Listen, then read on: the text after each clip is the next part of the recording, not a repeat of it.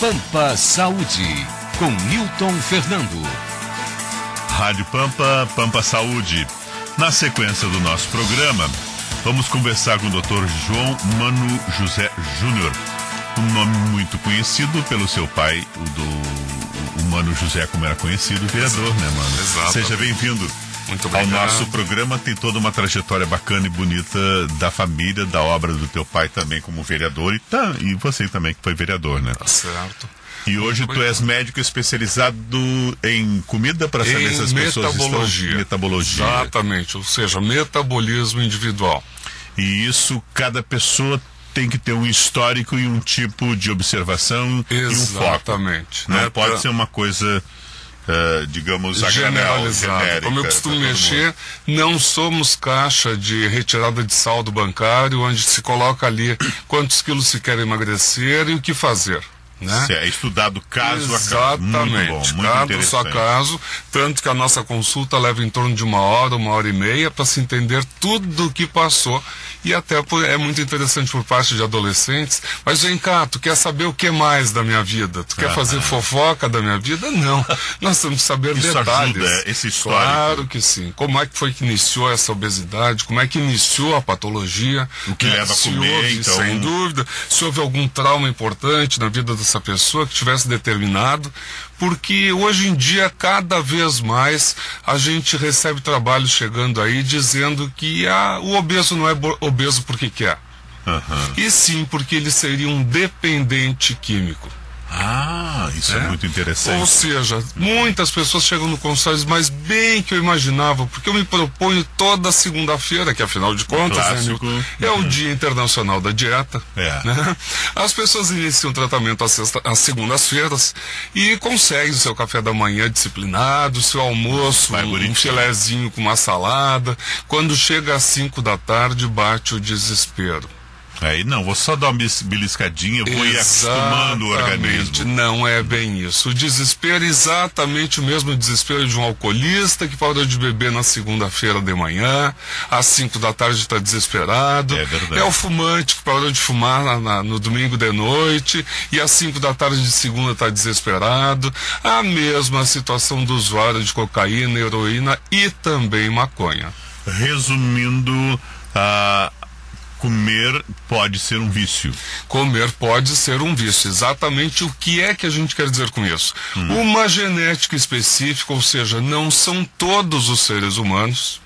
Essa genética específica, segundo os americanos, teriam tendência a se tornar impregnáveis por diversas substâncias químicas utilizadas pela indústria alimentícia. Isso não é só comida quantidade, mas o que está hoje impregnado na comida, esse químico, é que ajuda, doutor, a ficar obeso? Aí é que está. Veja só a perversidade do sistema. A química em si não engorda. A química desperta no indivíduo a vontade de comer. Ou seja, a fome, ela é mantida, portanto, 3 vezes ao dia, café, almoço e janta, por exemplo. E os intervalos, aquele indivíduo que belisca, ele vai em busca não de comida, mas da substância química que contém na comida industrializada. Então ele está viciado nisso aí. Ele está viciado na química, exatamente. E o que dizem os ingleses? É que a gente traduz para o nosso chão aqui, rio-grandense, né? Imaginemos um churrasco de domingo. Certo. Vamos ao churrasco, comemos copiosamente, chegamos a abrir o botão da calça jeans, que não cede, né? Aí... não cede. Às 2 da tarde vamos embora, que eu estou passando mal. Domingo, dia do ócio, vamos dar uma descansada. Deitamos e às 5 da tarde levantamos e levanta junto a pergunta que não quer calar. Que é que eu vou comer? Só um pouquinho. Acorda giboando, mas já querendo comer. Só tem um detalhe. As carnes, sejam magras ou gordas, levam em média 6 horas para serem digeridas e aí totalmente absorvidas. Quer dizer que aquele churrasco lá da 1 da tarde, que não é nem meio-dia, ainda nem se... Metade ainda está no estômago. Ainda está no estômago. Né? Então, que fome é essa? Nós poderíamos sugerir a esse indivíduo que levantou com essa fome, digamos assim, entre aspas, que ele comesse um repolho. Tem um repolhinho refogado. Rádio Pampa. Não, mas o repolho não atrai. Então um tomate gaúcho, imaginemos um tomate bem madurinho, né? Uma beleza, coloca uma pitadinha de sal, também não agrada. Tem que ser peso. Ah, não é bem peso, tem que ser química, Nilton. Química, Tem claro. que ser química. Ou seja, ele pode comer banana e a banana ele aceita, ele come a primeira, a segunda, a terceira, a quarta, ele tá passando mal e entra um familiar na cozinha, ele diz, mas não era bem isso que eu queria. Ou seja, enquanto ele não colocar a química na boca, ele não para. O que é a química na boca? Que produto é esse, então, doutor? Aí é que tá. Nós temos um decreto ministerial datado de 1982 que determina a inclusão da química na alimentação industrializada, fazendo com que essa química seja degermada. Ou seja, que essa química, esse alimento se torne viável por mais tempo. A intenção nessa época, conservantes, exatamente. A intenção nessa época era fazer com que se diminuísse a gastroenterite no Brasil. E dessa forma se diminuindo a mortalidade infantil. O nosso aplauso, sem dúvida alguma, isso foi conseguido, né? Nós tivemos uma mortalidade infantil diminuída no país de forma significativa, só tem um único detalhe. Hoje já se tem tecnologia para se substituir essa substância que já existem estudos demonstrando que ela causa dependência química nessa genética específica, ou seja, nos obesos. Não vamos longe o exemplo do americano, por exemplo, que come só comidas pré-prontas, fast foods, químicas, não, doutor? E aí nós fazemos hoje é uma geração de obesos. Claro, né? E nós fazemos uma pergunta. Todos nós conhecemos a preocupação norte-americana com a obesidade. Hoje eles estão fazendo programas, reality shows, dando prêmios, tudo que se pode fazer para se diminuir o problema obesidade no país. A gente faz o mesmo questionamento em relação à população europeia, em relação à população oriental. Asiática. Exatamente. E que já está sendo contaminada também. Ah, mas aí é que está. Por quê? Porque como diria o falecido Leonel de Moura, os interesses econômicos estão se sobrepondo sobre a saúde do ser humano. Nós, por exemplo, em Paris, tem povo que goste mais ou que cultue mais a tradição do pão do que o francês? É verdade. E nós observamos o quê? As francesas elegantes, os franceses pouquíssimos são os casos de obesidade quando se passa por lá. Não se vê se a gente vê durante uma viagem de 20 dias. O envio que é altamente calórico. Exatamente. Sem contar os queijos também. Mas os queijos, qual é a tradição dos queijos franceses? Francês gosta de queijo podre. Não é bem isso. A questão do queijo, a questão da alimentação, é que não tem a química conservante. Certo. Então ela estraga num período muito menor do que a nossa. Aliás, principalmente em Paris, é muito comum aquelas feiras de produtos naturais. Exatamente. Né? E que as pessoas vão sábado e domingo só compram ali. Exatamente. Tente-se comprar 2 litros de leite numa mercearia em Paris. O indivíduo vendedor vem e pergunta, para quê? Quantas pessoas são? Não, sou só eu, ou são 2 pessoas. Não, mas esse leite amanhã azeda. Ou seja, que nem aquele nosso leite da década de 70. Não tá. Que a nossa mãe ou a nossa avó cozinhava e dizia, não tá malhado como dia que Exatamente. Hoje nós podemos pegar uma caixa de leite, ou até mesmo 1 litro de leite de saquinho, coloquemos em cima do nosso balcão da cozinha, mesmo aberto. Esquece às vezes, por um motivo ou outro. Verão, calor, e não acontece mais nada, é verdade. Exatamente. Olha a mesma aí. coisa um iogurte. Newton vai lembrar da década de 60, início da década de 70. Papai me contava. Da antiga Deal, né? A Deal que nos entregava o iogurte em pequenas garrafinhas, né? A domicílio com validade de 3 dias. Nós temos iogurte hoje no mercado com validade de 40 a 45 dias. Só fazemos uma pergunta, fica um questionamento. Vem cá. O iogurte são lactobacilos vivos modificados. Lactobacilos vivos num pote totalmente ou hermeticamente fechado, vivos, eu já saio no deboche. No consultório eu mexo com os pacientes. Vivos não. São falecidos, finados, zumbis. E iogurtes famosos aí exaltando isso. Só tem um detalhe. Agora, 2012 promete um novo Código de Defesa do Consumidor. Então os iogurtes estão mudando de nome e a população não está se dando conta para bebida láctea. Rádio Pampa. É o velho truque, mudou de nome claro para não que entrar sim. na legislação. Nós tivemos uma situação bastante interessante já nesse ano de 2010, 2011, que foi a carne a vácuo. A carne a vácuo entrou rachando no mercado, dentro ou fora da embalagem, viável por quase 40 dias. O que aconteceu? A carne a vácuo saiu e entrou agora a carne maturada. É verdade. Por quê? Porque a carne a vácuo, segundo a definição a vácuo, não poderia entrar ar e sair ar. Logo, Então que história é aquela que tinha um líquido dentro que nós virávamos e o líquido corria para cima e para baixo? De vácuo não tem nada. Ou então nós pegávamos a carne a vácuo, tinha um saco no supermercado, um saco de plástico para a gente colocar a carne dentro, porque senão pingava nos demais itens, acabava molhando. Mas se ela é a vácuo, não entra, não sai ar, imagine só líquido dessa carne, ou sangue dessa carne. Tem Nem razão, pensar. Né? Pois muito bem. A história que eu comentei da churrascaria, que o indivíduo vai ao meio-dia, a churrascaria serve a carne mais barata, que é a in natura, não é a carne a vácuo. Então é isenta de química, a salada é isenta de química. Às 5 da tarde, o cérebro que habitualmente está acostumado a receber no seu almoço, no meu, no teu, Newton, seja no de quem for, em torno de 93% dos alimentos com a química, às 5 da tarde entra em abstinência.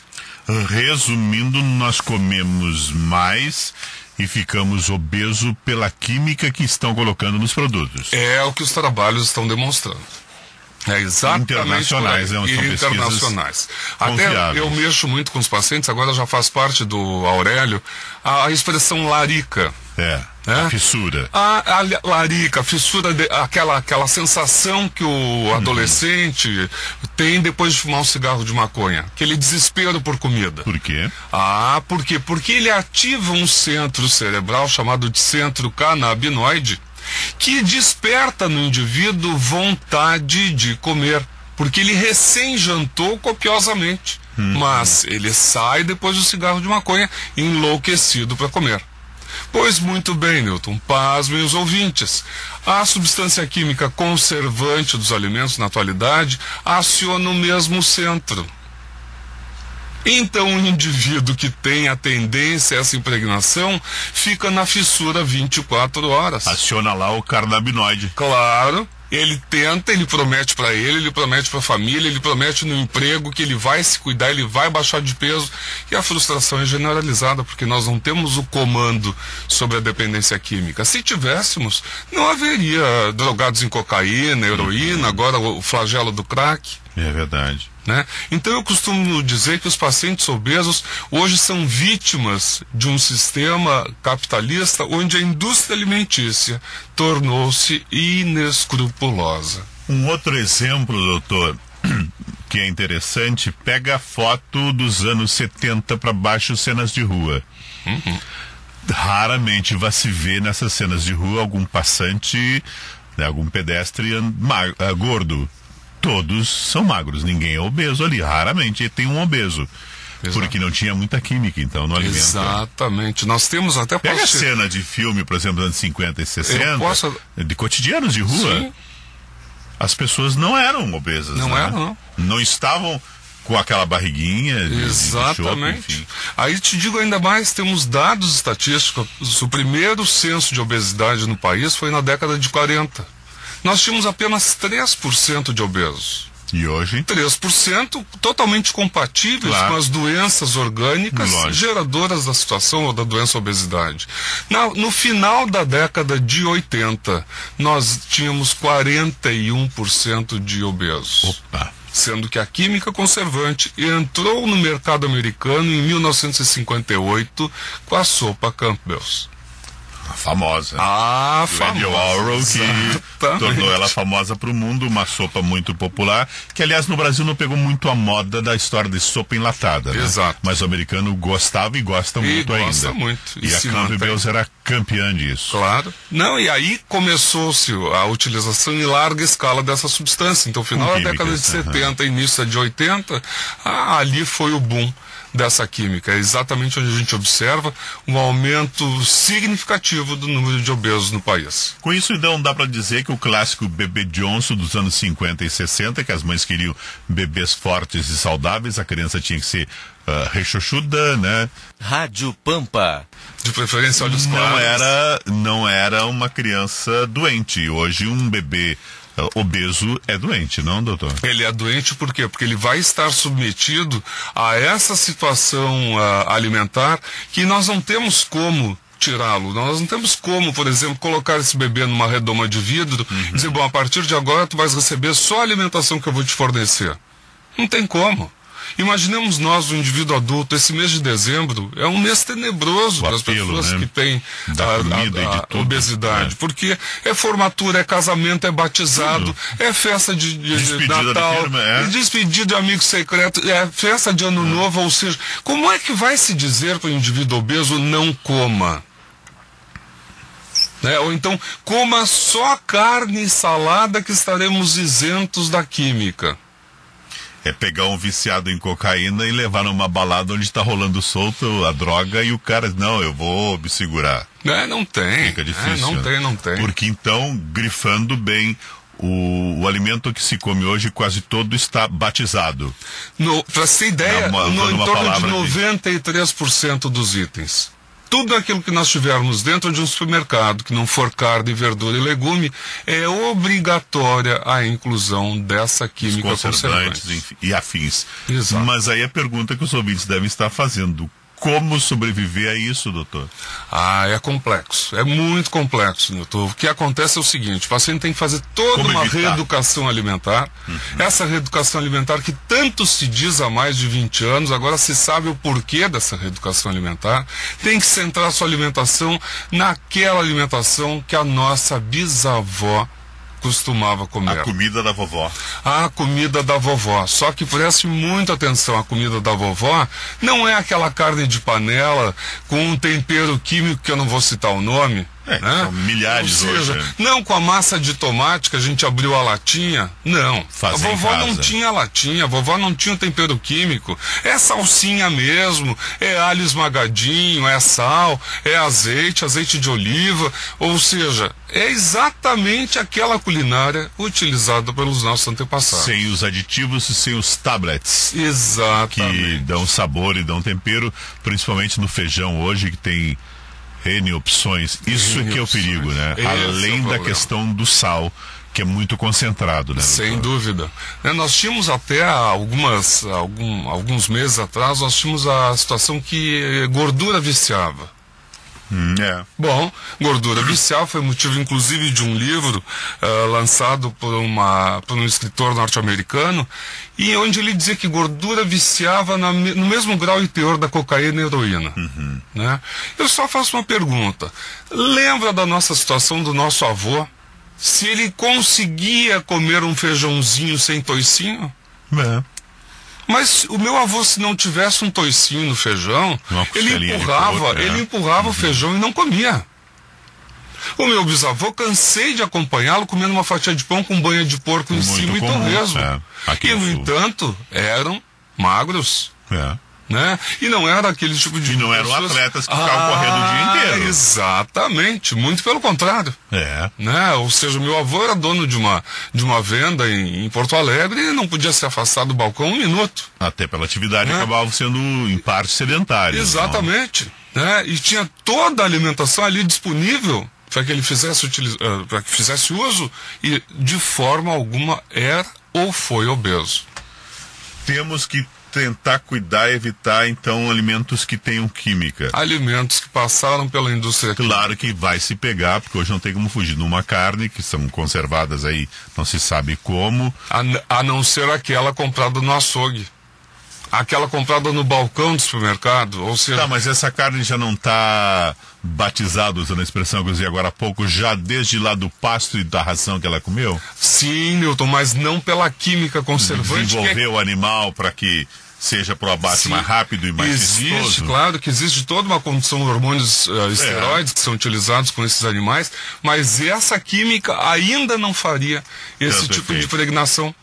frente à obesidade. E a famosa química que vai no frango, doutor, isso também é um pouco assustador. Também é assustador, né? É muito hormônio, nós temos aí os bichinhos, várias meses estão pronto crianças, pro abate também, né? várias crianças com problemas aí de desenvolvimento. Rádio Pampa. Exatamente por quê? Porque se está pensando que se está ofertando uma alimentação natural e, infelizmente, nós estamos ofertando aí uma quantidade de química impressionante. Aquela máxima de uma fruta grande, bonita e viçosa é um perigo, né, doutor? É um perigo. É ali que a química trabalhou e ajudou a natureza. Eu não sei se vai se lembrar, mas os pediatras da década de 70 diziam o seguinte: mãe, aquela fruta que tem o bichinho é a boa, tira o bicho e dá. É verdade. Né? E a mãe dizia assim, mas doutor, muito com bichinho bicho... comeu, né? Guri fechava o olho e nem olhava. Dizia o pediatra, o maior come o menor.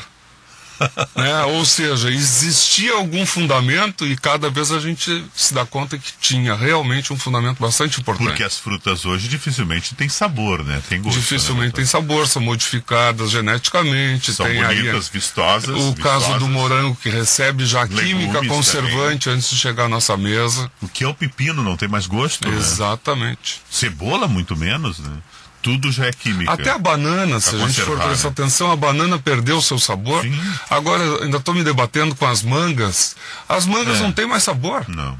Né? Ou seja, são apanhadas muito precocemente, vão para a estufa, da estufa saem, vão à refrigeração para também não estragar, levam a química. Mais de ano, às vezes. Não tem como. Né? Nós estamos recebendo aí alimentação, infelizmente, muito aquém do que o ser humano deveria procurar receber. A velha horta e a velha feira, né, doutor? Exatamente. A velha no sentido tradição, eu tradicional. Eu costumo dizer aos pacientes, veja só a perversidade. Eu costumo dizer aos pacientes, o feijão que tu tens em casa, bichou, carunchou? Bom. Não, doutor.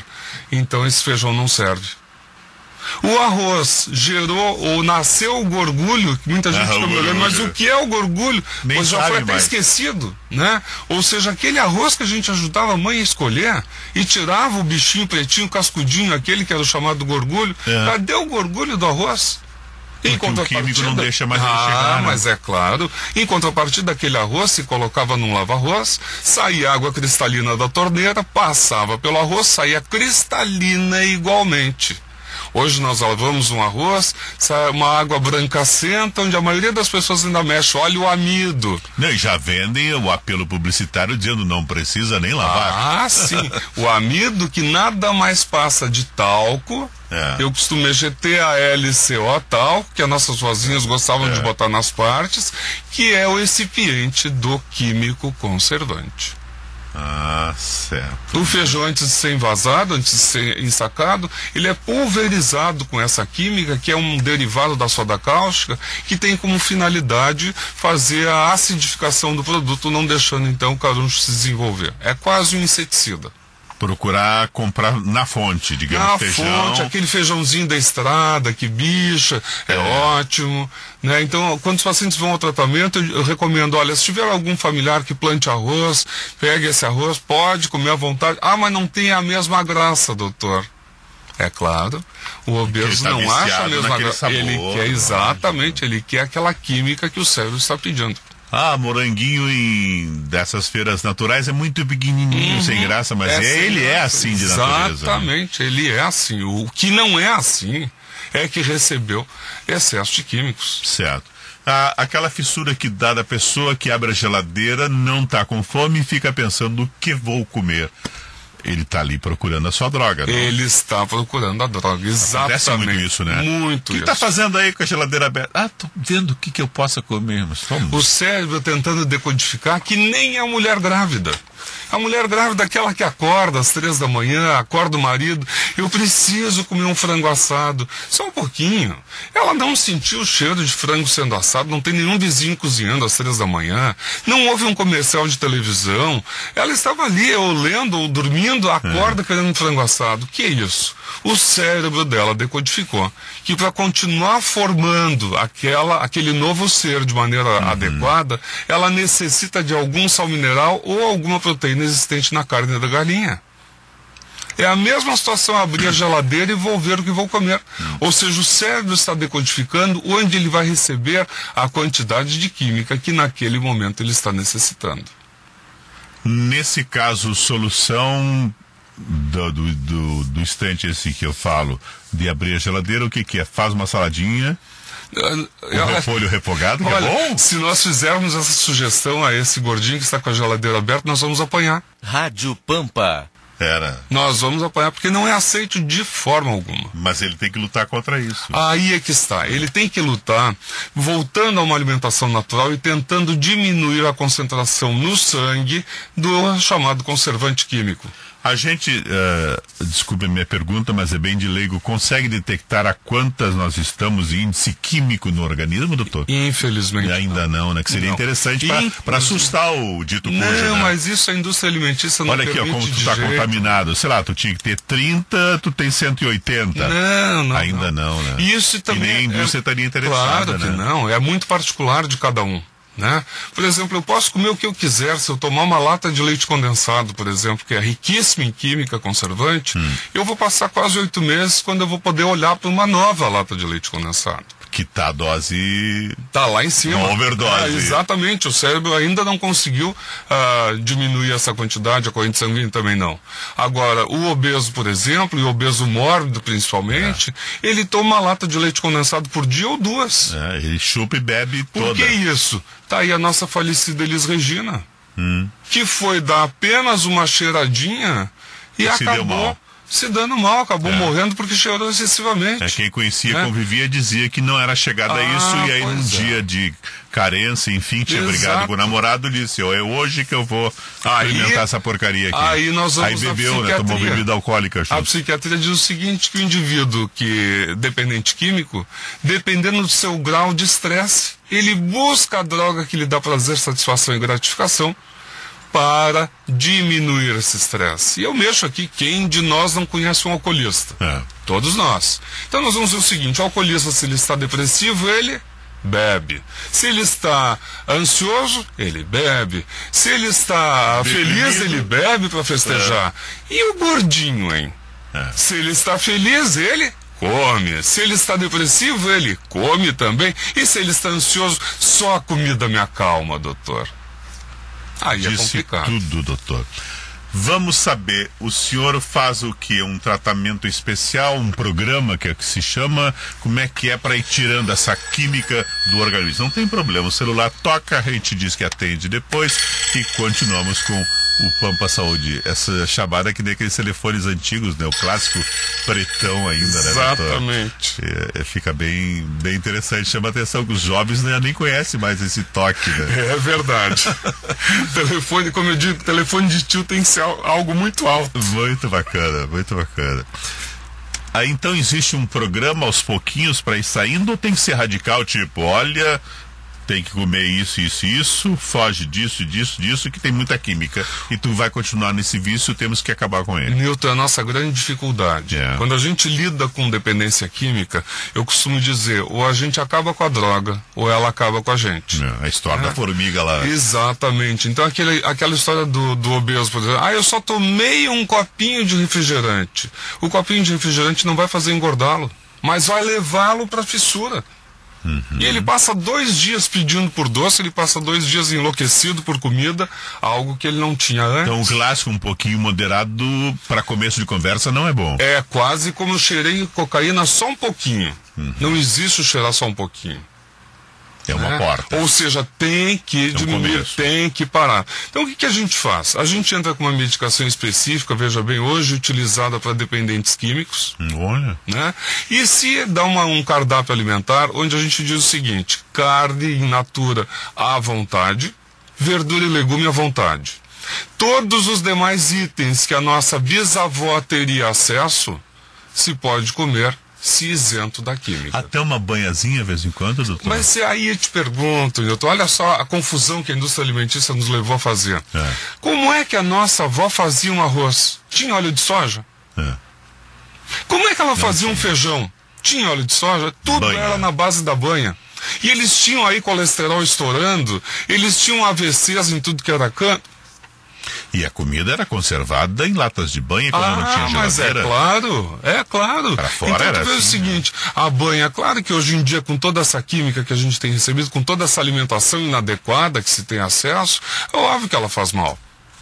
Mas voltemos um pouco, sejamos um pouco mais criteriosos nessa nossa ingesta, nessa nossa alimentação, que isso não vai fazer grande diferença. Rádio Pampa. Aqui, veja bem, não estou estimulando como um banho, de jeito nenhum. É um pouco difícil, mas ir no mercado, nas feiras livres, para esse tipo de alimento, é uma reeducação, é exatamente isso. É saber onde é que tem o produto saudável, quanto é que ele pode comer do não saudável, né? Porque nós também não temos, como eu disse, não tem como isolar desse mundo. Hoje é festa de Natal. Ou aquele que vai num jantar na residência de um amigo e fica na cozinha sabendo o que usou também. Não tem como, né? Não vou comer porque estou de dieta antissocial, não. Eu trouxe a minha matulinha aqui. Aí também não. Né? Mas também, se puder evitar... Se puder evitar, ou então assim, não pode evitar. Foi num jantar, é o que estão servindo. Vai comer, mas come com moderação. Evita o refrigerante. Aí que eu queria chegar, refrigerante também tem e muito essas químicas, não? É um dos itens que mais tem. Dizem que Coca-Cola vicia e tem um certo sentido, né? Pois é, eu queria pedir, Newton, aos ouvintes, abra uma Coca-Cola e aproxime o nariz quando sair aquele gás, né? Daquele... Sim. Procurem sentir o cheiro. E era uma gostosa, né? Todo mundo gostava. Procurem sentir o cheiro. O cheiro é de cáustico.